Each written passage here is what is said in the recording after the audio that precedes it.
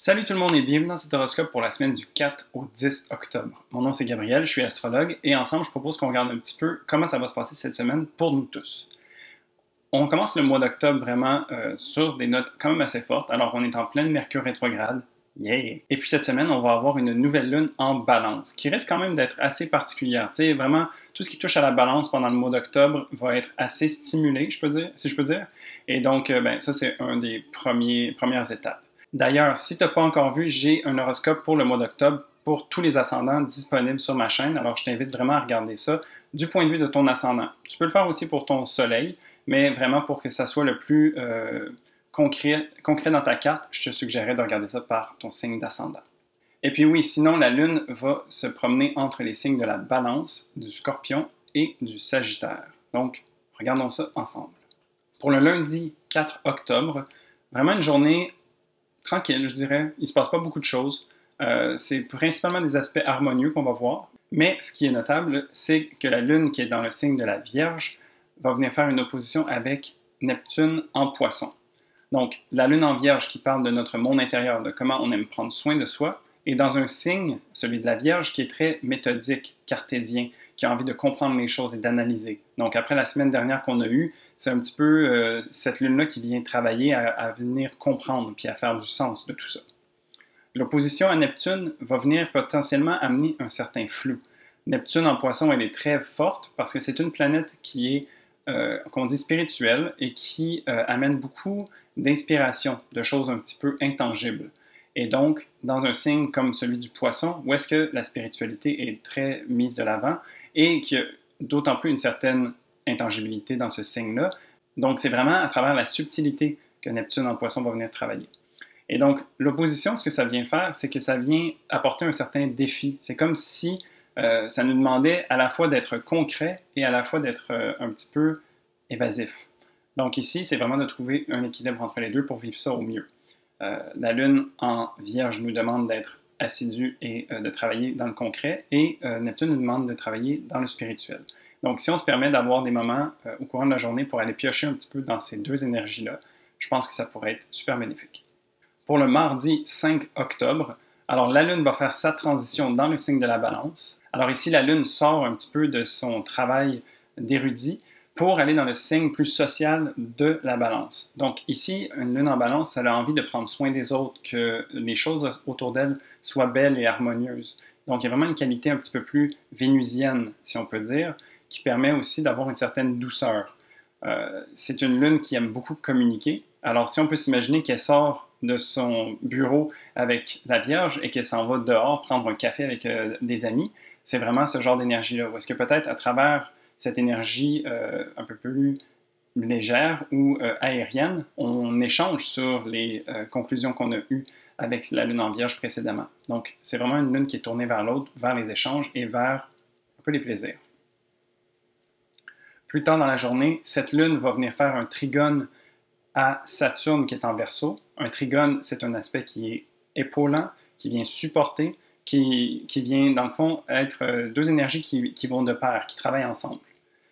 Saturne en Verseau a le regard tourné vers le futur et est en train de reconstruire, lentement mais sûrement, on en parle souvent de Saturne en Verseau, qui travaille à venir construire des fondations solides pour ce qui s'en vient, pour ce qu'on est en train de construire comme futur.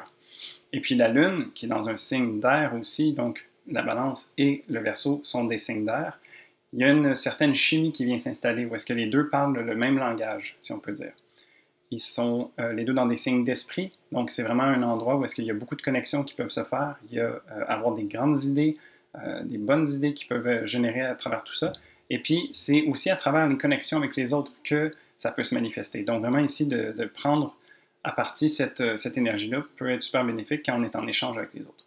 Pour le mercredi 6 octobre, alors on a la nouvelle lune en Balance. Cette nouvelle lune va être quand même assez particulière. Donc je t'invite à aller voir la vidéo sur la nouvelle lune si tu veux avoir un petit peu plus en détail qu'est-ce qui va se passer.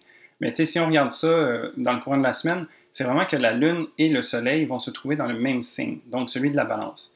Alors ici, c'est vraiment, on peut s'imaginer notre personnalité profonde et la manière qu'on a de prendre soin de soi sont alignés dans le signe de la Balance.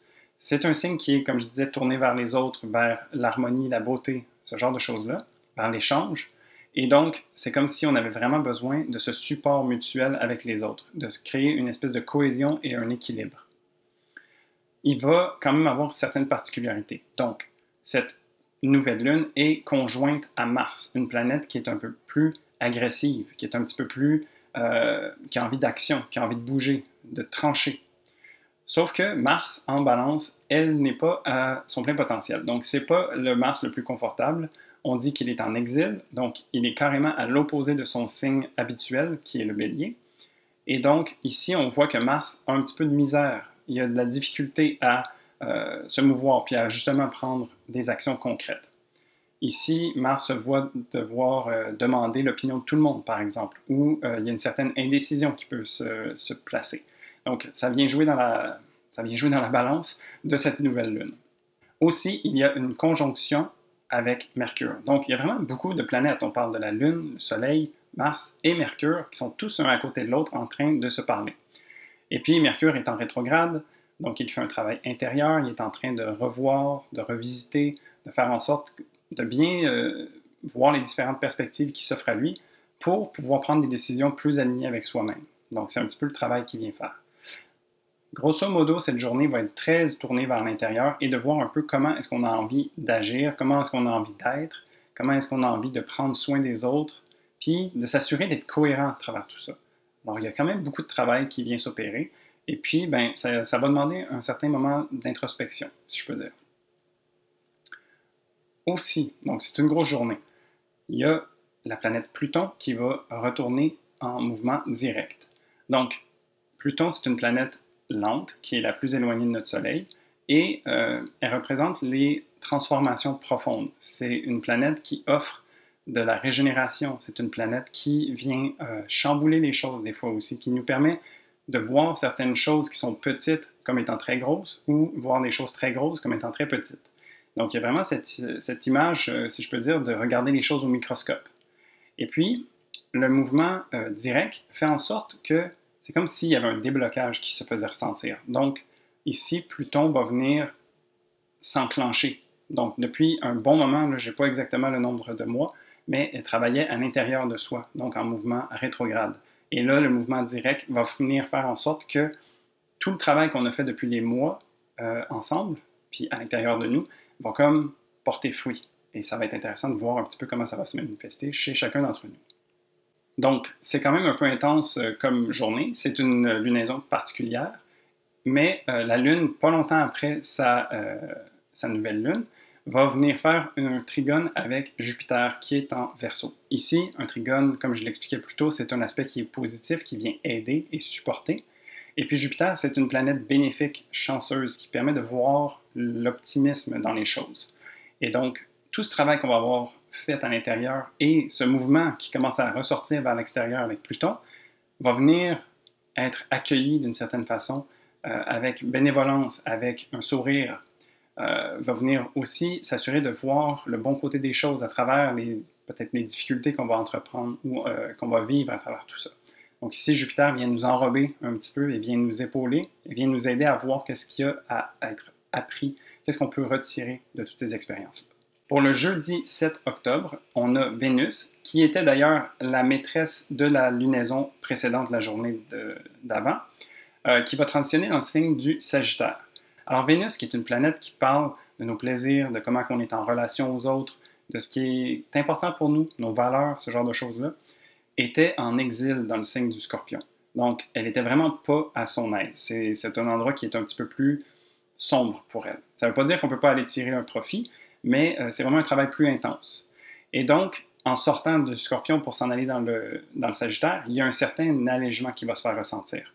Il y a une certaine envie de sortir à l'extérieur, de pouvoir suivre son cœur, suivre ce qui nous donne envie, de s'établir une quête, de vouloir aller rencontrer des gens, de vouloir aller à l'extérieur. Donc, il y a beaucoup de mouvements intérieurs depuis un certain nombre de semaines. Et puis là, c'est comme si ce mouvement-là de Vénus dans le signe du Sagittaire va nous amener un peu plus à l'extérieur aussi.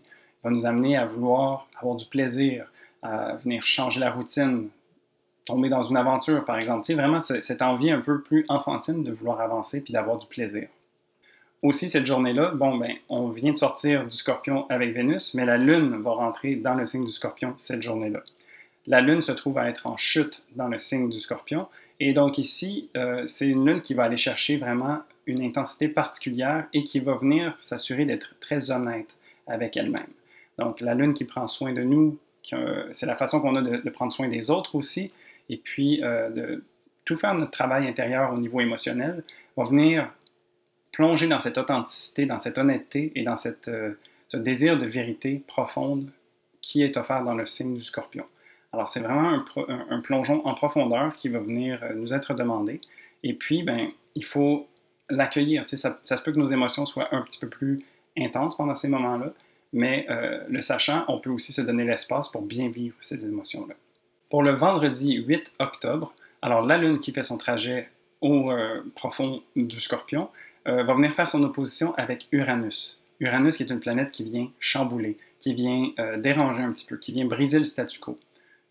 C'est une planète qui peut nous faire des changements à 180 degrés. Et puis donc, ici, la Lune qui est en train de faire son travail intérieur et profond va peut-être trouver certaines pépites ou certaines choses qui ont besoin d'être remises à la surface pour pouvoir être regardées en face un petit peu mieux, de mettre les choses en lumière. Et puis, ben, ça se peut que ça soit surprenant avec une opposition à Uranus. Ça se peut qu'on découvre des choses qui peut-être vont venir nous déranger ou vont venir nous surprendre du moins. Puis, c'est l'occasion de venir les travailler.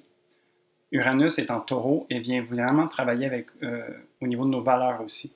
Donc, c'est de s'assurer de toujours être en cohérence. Et puis, c'est parfait que la Lune soit en opposition à ça parce que la Lune, dans le signe du Scorpion, cherche cette authenticité et cherche aussi à être alignée. Dans l'axe taureau-scorpion, il y a beaucoup cette idée, je trouve, de retrouver son centre et de s'assurer d'être cohérent avec soi-même. Donc ici, ben, c'est un travail qui se fait de pair avec ces deux planètes-là. La Lune va également faire un trigone avec Neptune. Donc Neptune qui, généralement, a tendance à amener un peu de confusion ou de flou. Dans l'aspect de trigone, ça peut être vécu positivement. Il faut juste faire attention de ne pas tomber dans la désillusion. Il y a vraiment cette saveur un petit peu illusoire ou un petit peu euphorique avec la planète Neptune qui peut venir teinter parfois les planètes qui touchent, même si c'est en positif. Alors ici, la Lune qui fait son travail intérieur et profond au niveau émotionnel est supportée par les inspirations potentielles de Neptune, mais aussi peut-être cette qualité de flou que je parlais. Donc, ça peut être intéressant de voir un peu qu'est-ce qui nous vient, qui semble peut-être venir même de nulle part, parce que des fois, il y a cette qualité un peu divine ou cosmique avec Neptune, comme si ça vient un peu de plus grand, de on ne sait où. Puis donc, de vraiment se donner l'espace pour accueillir tout ça. Puis de s'assurer de rester groundé quand même. Donc, c'est un transit qui est très émotif et sensible, parce que c'est deux planètes qui sont dans des énergies d'eau. Et donc, ça serait intéressant de quand même vivre ces émotions-là, ou vivre qu'est-ce qui va remonter, mais de rester groundé à travers l'expérience. Ensuite, pour le samedi 9 octobre, on a le Soleil qui va venir faire un quasimi avec Mercure. Un quasimi, ce que ça veut dire, c'est que les deux planètes vont être en conjonction. Donc ça, c'est quelque chose qu'on connaît. C'est quand deux planètes sont suffisamment proches l'une de l'autre et qu'elles s'illuminent, si on peut dire, en même temps. Donc elles s'expriment en même temps. Le quasimi, par contre, ça veut dire que les deux planètes sont tellement proches qu'ils sont pratiquement à la même minute près. Donc, tu sais, ils sont vraiment pas juste au degré, ils sont très, très alignés. Et puis, dans cette position-là, Mercure, qui est en train de faire son travail intérieur par la rétrograde, se voit offrir une certaine purification. Parce que quand une planète est très proche du Soleil, des fois, elle a la qualité d'être brûlée, si on peut dire. Donc, c'est comme si elle perdait un petit peu de sa puissance. Mais quand elle rentre tellement proche du degré du Soleil, il y a comme une purification. C'est comme si on était en plein centre de l'ouragan et puis qu'on se permettait de souffler, qu'on se permettait de voir les choses, d'avoir une vitalité, une puissance qui nous accompagne puis qui nous supporte plutôt que de nous brûler. Donc ici, il y a vraiment une occasion en or de pouvoir bénéficier de ce mélange entre le Soleil et Mercure. Donc c'est c'est un très beau nettoyage en fait qui s'offre à nous au niveau des relations, au niveau de notre équilibre intérieur, au niveau de notre pensée, de notre mental. Et puis tu sais, le Soleil en balance n'est pas le plus confortable non plus. Il est en chute dans le signe de la balance. Et donc, c'est une occasion aussi pour le Soleil de venir voir les choses de façon différente, de pouvoir trouver des nouvelles astuces. Mercure est une planète qui vient apporter beaucoup de légèreté, de joie. Et il y a du jeu aussi un petit peu. Donc, tu sais, c'est comme si mutuellement ces deux planètes-là allaient s'aligner pour vraiment s'offrir une guérison mutuelle. Donc, je trouve ça beau de voir ça comme ça. En plus de ça, on a Mercure qui va faire une conjonction avec Mars. Donc, tu sais, Mercure qui est en train de faire sa grande purification avec le Soleil. Ici, avec Mars, c'est comme si, on va dire, Mercure venait avoir un éclair de génie, venait avoir une épiphanie, quelque chose qui lui allume l'esprit, puis va peut-être aussi échanger avec le Soleil, donc qui est un petit peu en désarroi dans le signe de la Balance, et Mars aussi, qui n'est pas nécessairement super confortable aussi. Donc, c'est comme si tout cet amalgame-là allait faire en sorte que, au fond de nous et à travers nos actions, on avait une clarté d'esprit qui venait s'installer, puis qui fait du bien. Donc, vraiment ici, un beau mélange quand même. Sinon, on a la Lune qui va transitionner dans le signe du Sagittaire, donc elle sort de l'énergie plus sombre du Scorpion pour aller vers la lumière à travers le signe du Sagittaire, et elle va aller rejoindre Vénus aussi. Donc, ces deux planètes-là ensemble, on parle vraiment de ce qu'on a besoin avec la Lune et de ce qui est important pour nous avec Vénus. Aussi, on peut voir ça, la Lune représente nos envies et Vénus représente nos choix. Donc ici, c'est une belle façon de pouvoir se tourner le regard vers l'horizon, de voir un peu qu'est-ce que notre cœur nous dit, qu'est-ce qu'on a envie, qu'est-ce qui nous allume, et puis d'aligner autant nos envies que nos choix. Donc c'est vraiment une opportunité pour s'aligner, mais sur le plus long terme, si je peux dire, pour tirer sa flèche vers où est-ce qu'on a envie d'aller, puis se permettre d'avancer. Donc ici, c'est un petit peu l'énergie qui va nous habiter. Et pour finir, le dimanche 10 octobre, la Lune qui se promène en Sagittaire et qui a le sourire aux lèvres et qui a envie de vraiment en profiter puis de suivre son cœur, va venir faire des aspects de sextile à Mercure, Mars et le Soleil. Donc le sextile est un aspect qui offre des opportunités, c'est un aspect qui est positif, moins épaulant que le trigone, mais néanmoins qui va dans le même sens. Et donc ici, la Lune qui parle de notre monde intérieur vient s'accorder avec notre esprit à travers Mercure, nos actions à travers Mars et notre vitalité à travers le Soleil. Donc, ça va vraiment faire du bien, ça clore super bien la semaine et puis ça nous permet de vraiment avoir un alignement intéressant. C'est vraiment des planètes qui sont très personnelles aussi, donc ça va être vécu quand même assez fort chez soi, mais c'est dans une certaine harmonie puis dans une direction qui nous fait du bien. Donc, je pense que ça va être vraiment intéressant de vivre ça. Et puis, dernier transit qui se passe pour cette semaine-ci, on a Saturne, donc qui est rétrograde depuis plusieurs semaines, qui va finalement devenir direct. Alors, c'est un petit peu la même histoire qu'avec Pluton, sauf que Saturne, c'est au niveau des limitations un petit peu, c'est au niveau de qu'est-ce qu'on a envie de construire de façon tangible. C'est aussi un effort qu'on a à mettre pour accomplir qu'est-ce qui nous donne envie. Tu sais, c'est de se projeter à long terme, un petit peu comme le Sagittaire, mais le Sagittaire est très jovial et un peu plus enfantin dans sa direction vers le futur. Saturne va venir s'assurer que les plans sont concrets et qu'il y a des étapes claires pour se rendre vers son objectif. Donc, c'est pas nécessairement lui qui va viser plus loin comme le Sagittaire, mais c'est lui qui va s'assurer que ça reste possible d'y arriver.